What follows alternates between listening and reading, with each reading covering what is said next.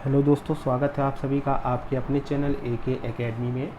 दोस्तों, UP triple SC पेट की class चल रही थी, जिसमें भूगोल में हम लोगों ने काफ़ी कुछ पढ़ लिया था जो आपके सिलेबस में आना है। और देखते हैं क्या क्या पढ़ लिया है अभी तक भूगोल में। तो भूगोल में हम लोगों ने नदियाँ तथा नदियों की घाटी किसके अंतर्गत दिया गया है, तो भारत एवं विश्व का भौतिक भूगोल, इसके अंतर्गत हम लोगों ने नदियाँ तथा नदियों की घाटी ये कंप्लीट कर लिया था। भूजल संसाधन ये भी क्लास हो चुकी है। पर्वत, पहाड़ियाँ तथा हिमनद ये भी कंप्लीट हो चुका है। मरुस्थल और शुष्क क्षेत्र ये भी कंप्लीट हो चुका है। वन ये भी हो गया है। खनिज संसाधन विशेषकर भारत में ये भी कंप्लीट हो चुका है। और आज की जो क्लास है, टॉपिक का नाम है भारत एवं विश्व का राजनीतिक भूगोल। ये आज हम लोग पढ़ने वाले हैं। और जिन लोगों की क्लास ये सारी मिस हो गई हैं, वो लोग चैनल की प्लेलिस्ट में जा कर के वहाँ से क्लासेस को देख सकते हैं। और क्लास स्टार्ट करने से पहले आप लोगों से एक रिक्वेस्ट है कि क्लास को ज़्यादा से ज़्यादा शेयर कर दीजिए और क्लास को लाइक भी कर दीजिए। और चैनल पे अगर नए हैं तो चैनल को सब्सक्राइब भी कर लीजिए और बेल आइकन को प्रेस करके कर दीजिए, जिससे आने वाली नई क्लासेस का नोटिफिकेशन आप लोगों तक पहुंचता रहेगा। चलिए स्टार्ट करते हैं आज की क्लास को। और टॉपिक का नाम है भारत एवं विश्व का राजनीतिक भूगोल। आइए देखते हैं टॉपिक का क्या नाम है, भारत एवं विश्व का राजनीतिक भूगोल। इसमें देखते हैं हेडिंग बनाई गई है भारत की स्थिति एवं विस्तार, यानी भारत की क्या स्थिति है और विस्तार क्या है। आइए देख लेते हैं। हेडिंग है भारत की स्थिति एवं विस्तार।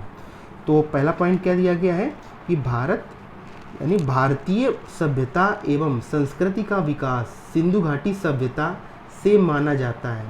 आप लोगों ने पढ़ा ही होगा कि सिंधु घाटी सभ्यता जो है हमारी सबसे पुरानी सभ्यता है, यानी भारतीय सभ्यता एवं संस्कृति का विकास इसी सभ्यता से हुआ है। यानी सिंधु घाटी सभ्यता को ही माना जाता है। भारतीय सभ्यता एवं संस्कृति का विकास इसी से हुआ है, जो अपने विशाल साम्राज्यों, व्यापार, सांस्कृतिक विकास व आर्थिक सफलताओं के लिए जानी जाती है। याद रखिएगा। तो कौन सी सभ्यता? सिंधु घाटी सभ्यता। भारतीय सभ्यता का एवं संस्कृति का इसी से विकास हुआ है। अगला पॉइंट क्या बताया गया है? अगला पॉइंट है कि भारत उत्तरी पूर्वी गोलार्ध में स्थित है। यहाँ पे बताया गया है कि भारत जो है उत्तरी पूर्वी गोलार्ध में स्थित है। तो चलिए समझ लेते हैं कैसे स्थित है। तो जैसे कि मान लेते हैं ये हमारा ग्लोब है, ये हमारा ग्लोब है। और ग्लोब के बीचों बीच जो रेखा होकर जाती है उसको क्या बोलते हैं? भूमध्य रेखा, यानी इक्वेटर। आप लोग जानते होंगे क्या बोला जाता है? इक्वेटर। इक्वेटर यानी भूमध्य रेखा। और भूमध्य रेखा के ऊपर के हिस्से को क्या बोलते हैं? उत्तरी गोलार्ध, यानी N से डिनोट करते हैं, इसको नॉर्थ पोल बोलते हैं। और भूमध्य रेखा के निचले हिस्से को क्या बोलते हैं? दक्षिणी गोलार्ध, यानी S। आई होप यहाँ तक आप लोग को समझ में आया होगा कि ग्लोब के बीचों बीच जो रेखा होकर के जाती है उसे क्या बोलते हैं? भूमध्य रेखा, यानी इक्वेटर बोलते हैं। और इक्वेटर के ऊपरी भाग को क्या बोलते हैं? उत्तरी गोलार्ध, यानी N। और निचले हिस्से को क्या बोलते हैं? दक्षिणी गोलार्ध, यानी S, साउथ पोल।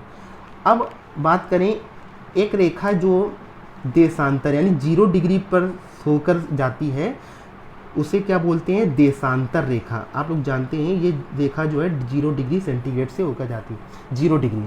0 डिग्री देशांतर रेखा, इसको क्या बोलते हैं? देशांतर रेखा। ठीक है, 0 डिग्री देशांतर रेखा। अब जो है हमारा भारत उत्तरी गोलार्ध में स्थित है। याद रखिएगा, हमारा जो भारत है वो क्या है? उत्तरी गोलार्ध में स्थित है यहाँ पे। अब देशांतर रेखा के इस तरफ के भाग को क्या बोलते हैं? ये ईस्ट हो जाएगा।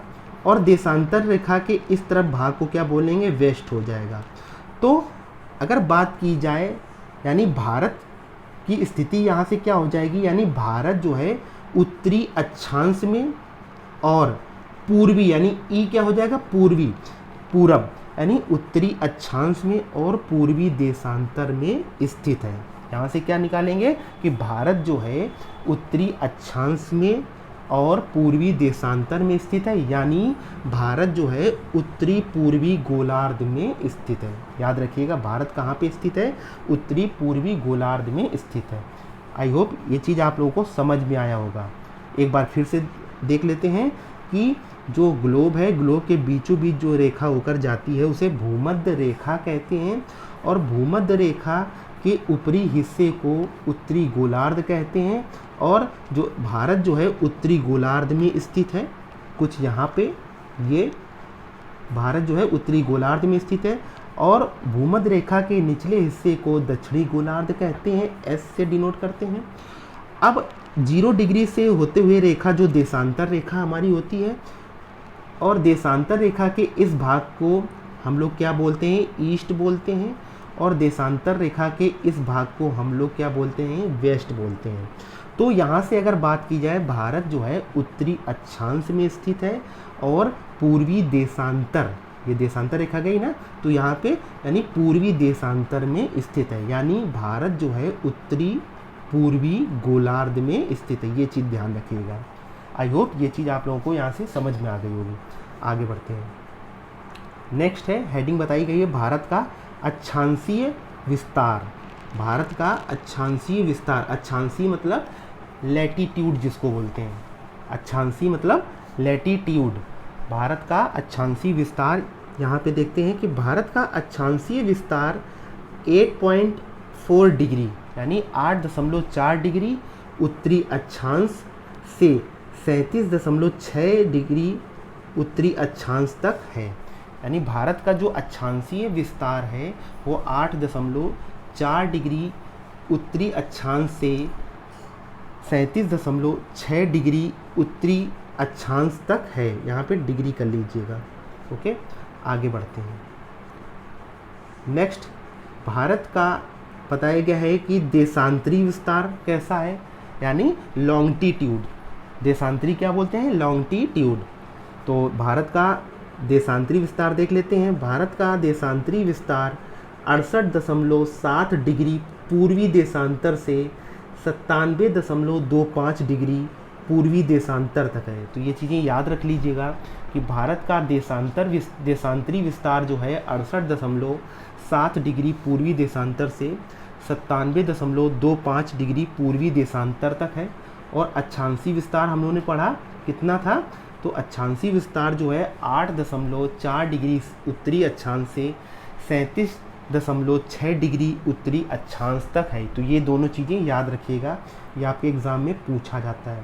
आगे बढ़ते हैं और हेडिंग डालते हैं, भारत में राज्य एवं केंद्र शासित प्रदेश। तो आइए देखते हैं। पहला पॉइंट बताया गया है कि भारत में कुल राज्य 28 हैं। कितने हैं, तो भारत में कुल राज्य जो है 28 हैं, आप लोग जानते हैं। और भारत में 8 केंद्र शासित प्रदेश हैं।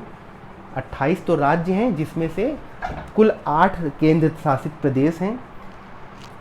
ओके, आगे बढ़ते हैं। भारत में सर्वाधिक क्षेत्रफल वाला राज्य जो है राजस्थान है। अगर पूछा जाए कि सर्वाधिक क्षेत्रफल वाला राज्य कौन सा है, तो आप लोग बताएंगे भारत में सर्वाधिक क्षेत्रफल वाला राज्य राजस्थान है।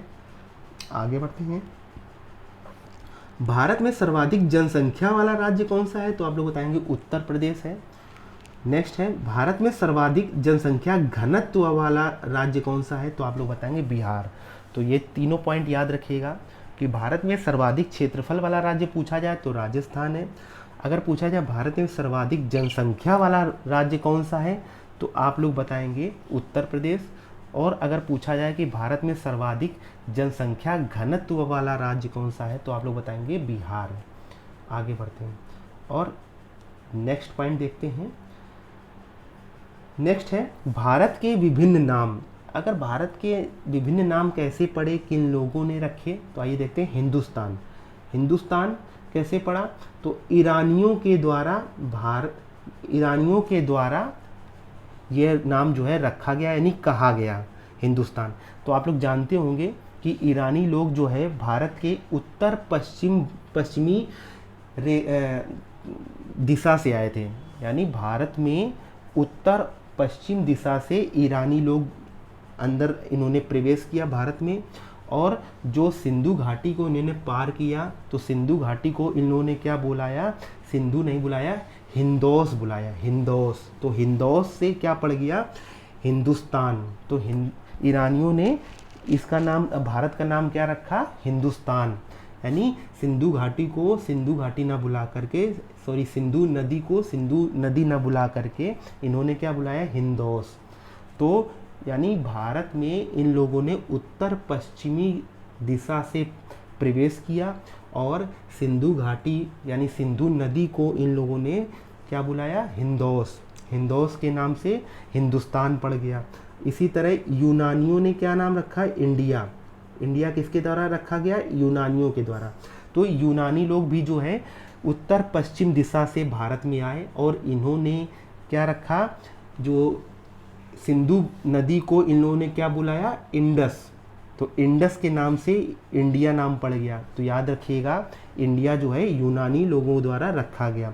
और भारतवर्ष किसके द्वारा कहा गया, तो आर्यों के द्वारा भारतवर्ष नाम रखा गया। तो आई होप यहाँ तक आप लोगों को अच्छे से समझ में आ गया होगा। आगे बढ़ते हैं।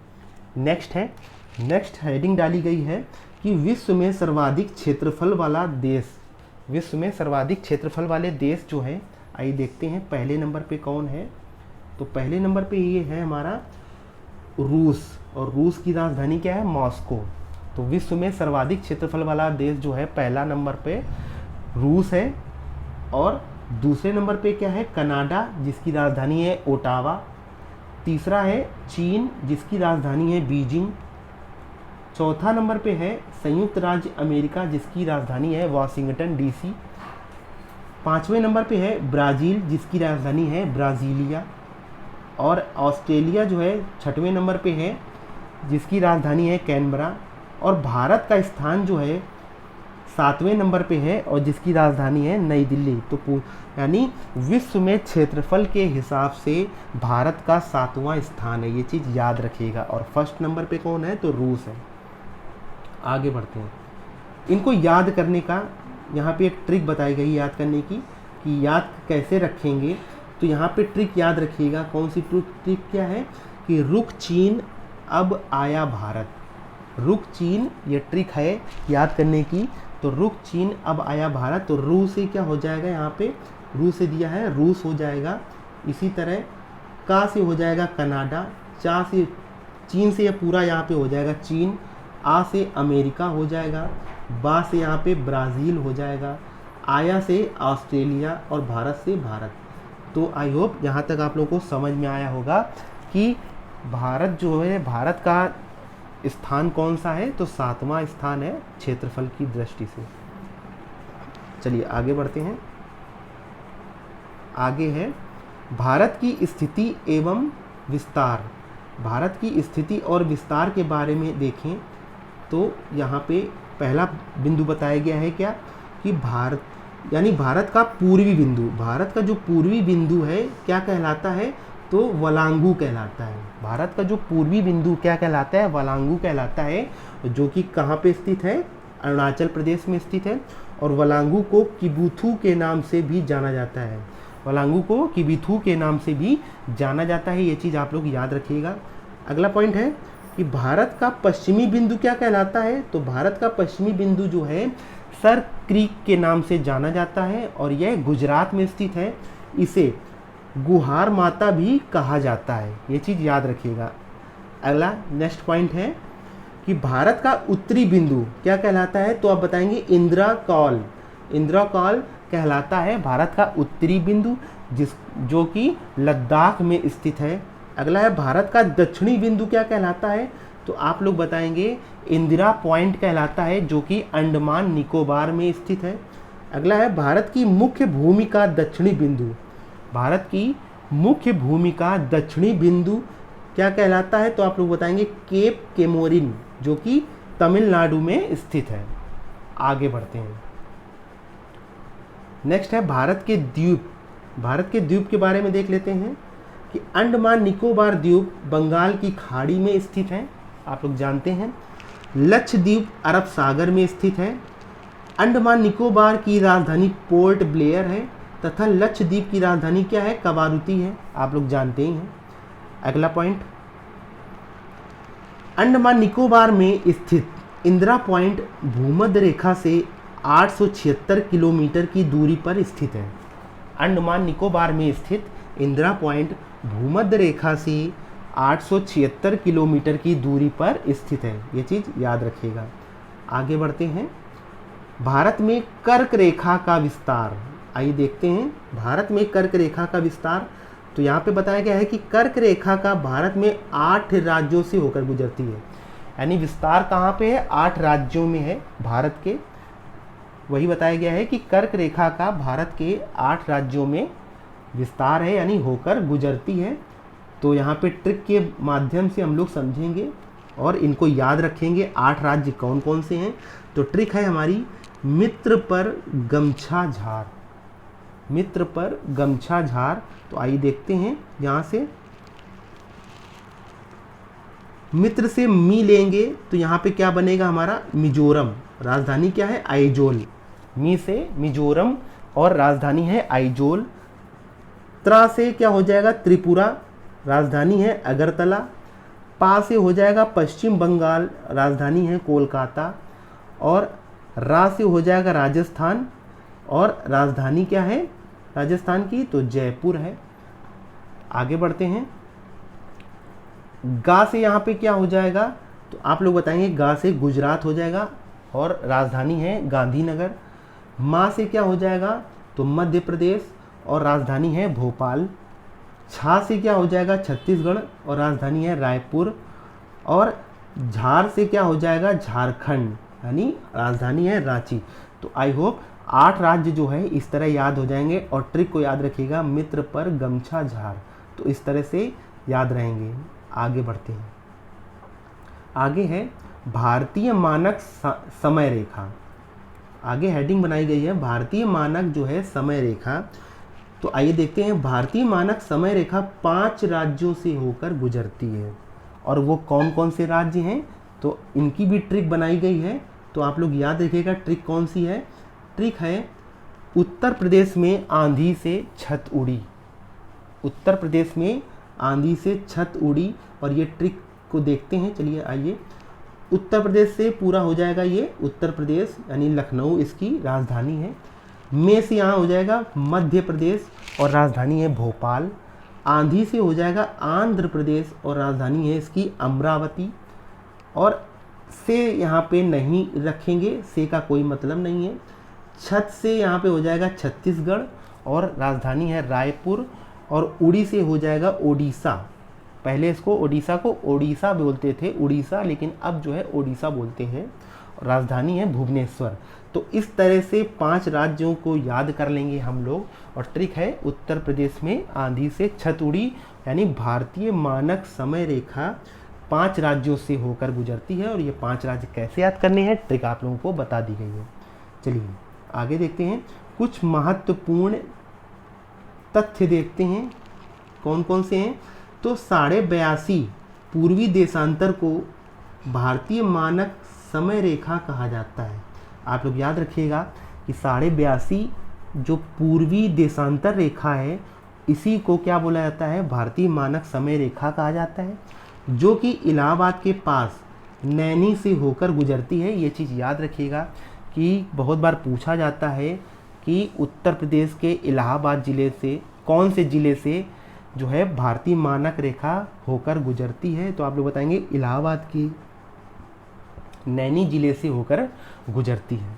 आगे बढ़ते हैं, 23.5 डिग्री अक्षांश यानी उत्तरी अक्षांश रेखा को कर्क रेखा कहा जाता है। एवं कर्क रेखा की सर्वाधिक लंबाई मध्य प्रदेश में है। आप लोग याद रखिएगा। अगला पॉइंट है, कर्क रेखा एवं भारतीय मानक समय रेखा छत्तीसगढ़ में मिलती है।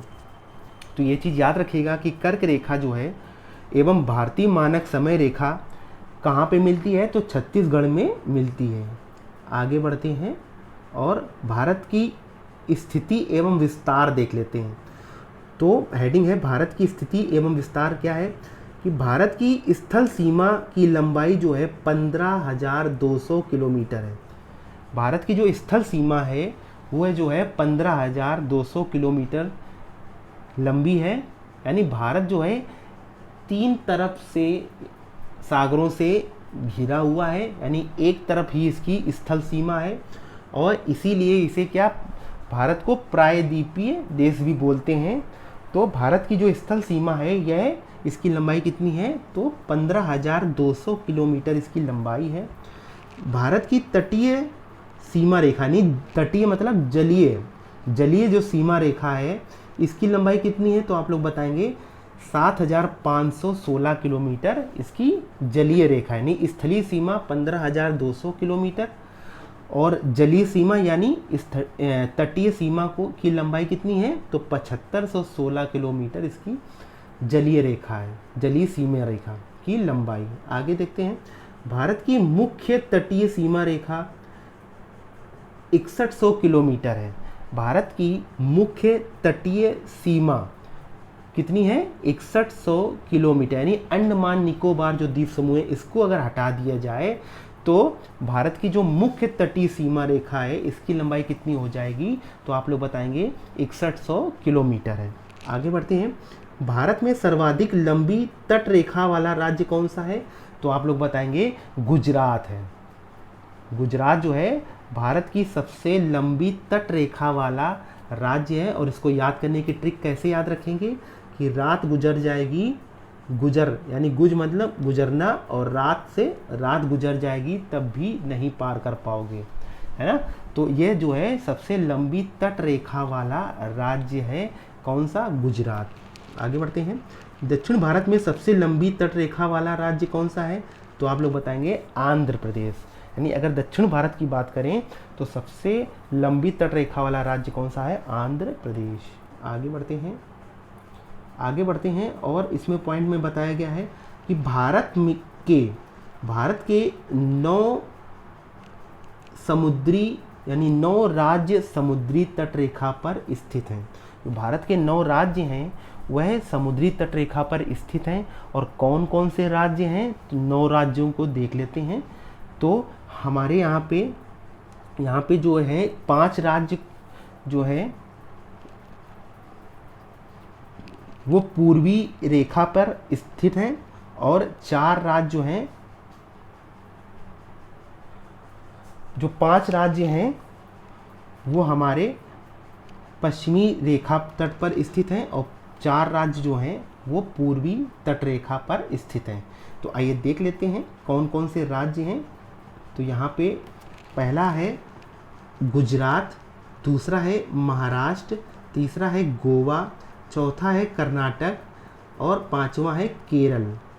तो ये सभी राज्य जो हैं पश्चिमी तटरेखा पर स्थित हैं, और बाकी जो 4 हैं पश्चिम बंगाल, ओडिशा, आंध्र प्रदेश और तमिलनाडु, ये हमारे पूर्वी तटरेखा पर स्थित हैं। ये चीज़ याद रखिएगा।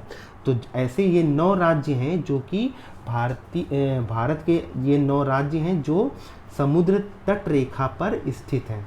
और बात करें यहाँ पे कि गुजरात और महाराष्ट्र ये दोनों इसके तटीय भाग को क्या बोलते हैं, तो वही चीज़ बताई गई है यहाँ पे कि गुजरात तथा महाराष्ट्र के तटीय भाग को कठियावाड़ तट कहा जाता है। ये इम्पॉर्टेंट पॉइंट है, याद रखिएगा। यानी गुजरात और महाराष्ट्र के तटीय भाग को कठियावाड़ तट कहा जाता है। ये चीज़ आप लोग याद रखेंगे।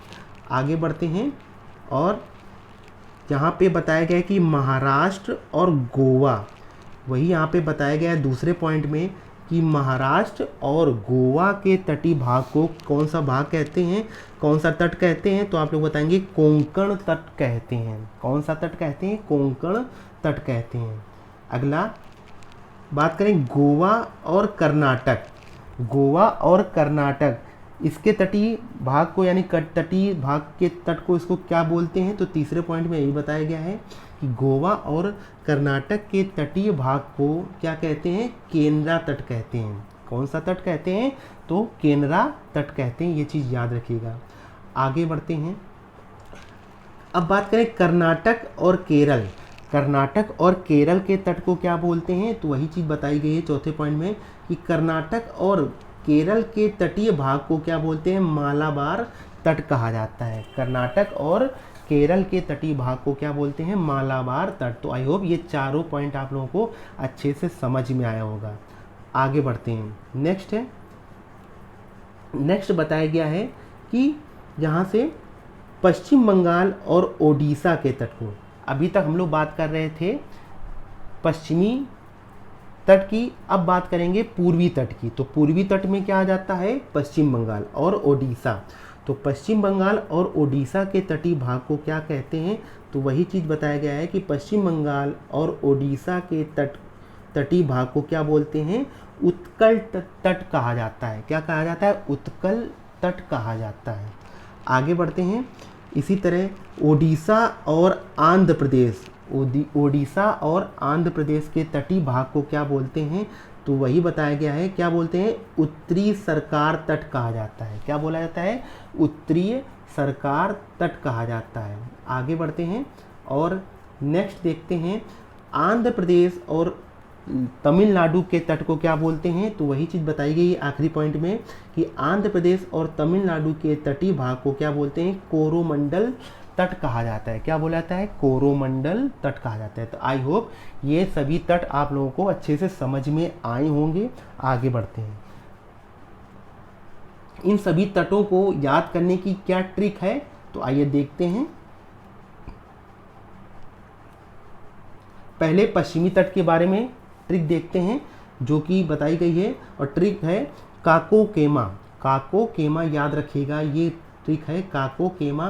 तो का से हो जाएगा कठियावाड़ तट, को से हो जाएगा कोंकण तट, के से हो जाएगा केंद्रा तट, और मा से हो जाएगा मालाबार तट। इसी तरह बात करें पूर्वी तट की, तो इसकी जो ट्रिक है, ये क्या ट्रिक बताई गई, ऊ को मतलब ऊ से हो जाएगा उत्कल तट, दूसरे ऊ से हो जाएगा उत्तरी सरकार तट, और को से हो जाएगा कोरोमंडल तट। यहाँ पे डा कर लीजिएगा, कोरोमंडल तट। ठीक है। आई होप यहाँ तक आप लोगों को अच्छे से समझ में आ गया होगा। ये सारी ट्रिक्स वगैरह इन लोगों को नोट कर लीजिएगा अपनी कॉपी पेन से, अपनी जो है कॉपी में नोट कर लीजिएगा, और इनके एक एक जो है नोट्स भी बनाते चलिए प्रॉपर अपनी कॉपी में, क्योंकि इस तरह से सिर्फ आप लोग वीडियो देख के अगले दिन इसको भूल जाएंगे, और पेपर के टाइम ये सभी वीडियो हो सकता है आप लोग देख पाएँ या ना देख पाएँ। आपकी कॉपी में अगर लिखा रहेगा तो एन वक्त पे आप चलते समय पेपर में इसको देख सकते हैं। जब पेपर देने जा रहे होंगे तो अपनी कॉपी को पलट के एक बार नज़र डाल सकते हैं। चलिए आगे बढ़ते हैं। नेक्स्ट है पूर्वोत्तर भारत। हेडिंग बनाई गई है पूर्वोत्तर भारत। पूर्वोत्तर भारत में देखते हैं, आइए देखते हैं पूर्वोत्तर भारत की बात करें तो पूर्वोत्तर भारत में 7 राज्यों के समूह को क्या बोलते हैं, 7 सिस्टर कहा जाता है, यानी 7 बहनें का।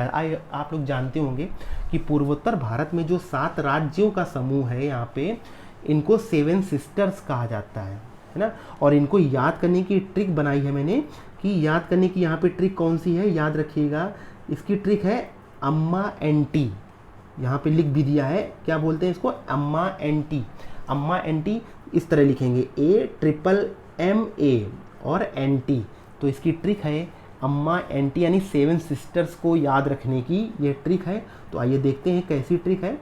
तो पहले ए से हो जाएगा अरुणाचल प्रदेश, राजधानी है ईटानगर।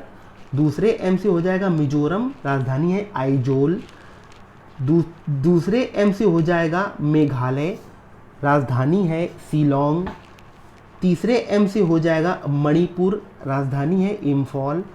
और ए से हो जाएगा यहाँ पे असम, राजधानी है दिसपुर। तो इस तरह से अम्मा ये कंप्लीट हुआ। और एनटी का मतलब देख लेते हैं।